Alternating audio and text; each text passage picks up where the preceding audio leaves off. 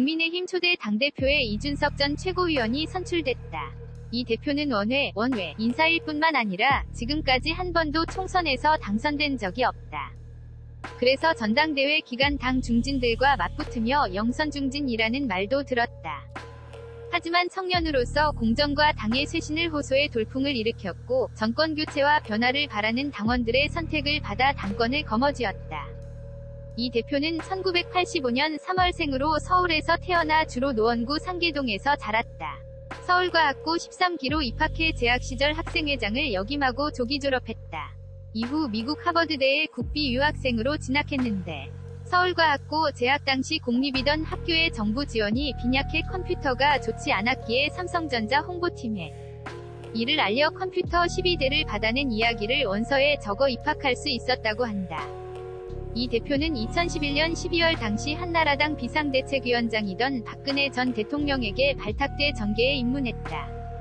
당시 이 대표는 교육봉사 단체 배움을 나누는 사람들을 만들어 봉사활동을 하고 있었는데 박 전 대통령이 찾아와 2시간가량 이야기를 한 뒤 영입한 것으로 알려졌다. 이 일로 이 대표는 박근혜 키즈로 불렸으나 이후 박근혜 정부를 지속적으로 비판했다. 다만 이 대표는 박 전 대통령이 자신을 정계에 입문시켜준 데 대해 항상 감사하게 생각한다고 했다.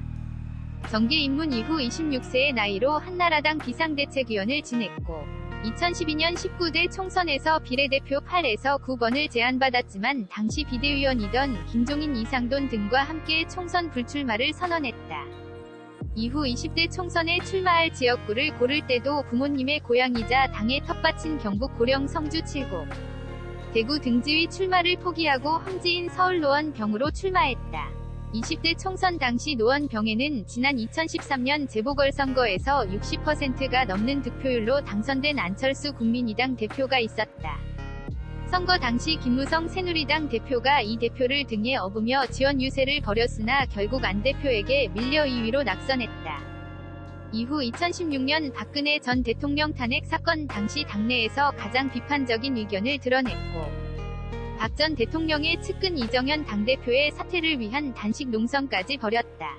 하지만 별다른 성과를 내지 못했고 새누리당 탈당파들이 만든 바른정당으로 당적을 옮겼다.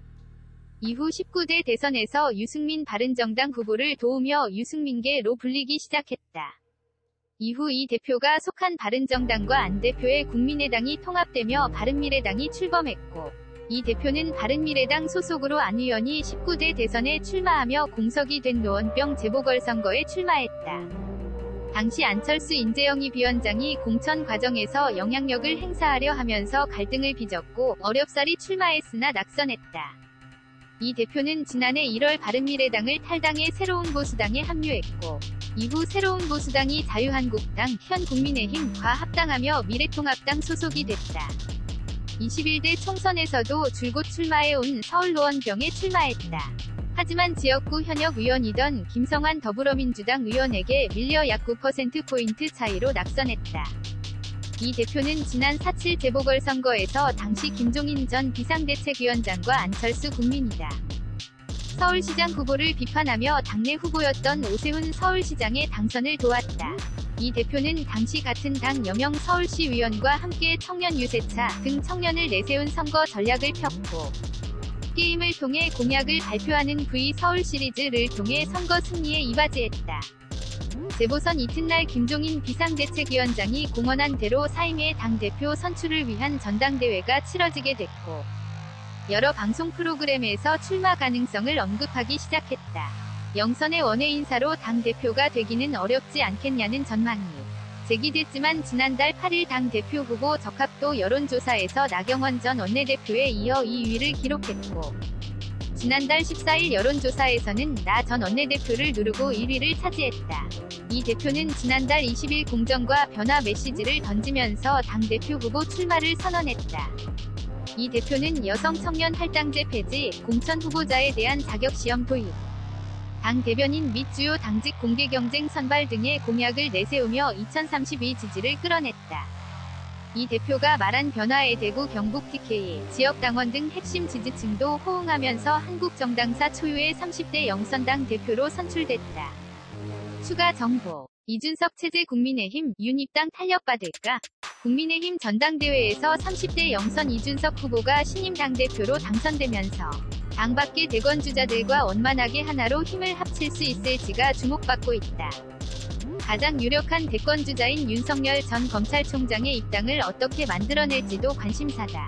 일각에서는 이 대표의 경륜 부족을 이유로 회의적이지만 오히려 이 대표가 당선된 것이 윤 전 총장이 입당할 조건을 형성하는 데 도움이 된다는 분석도 있다.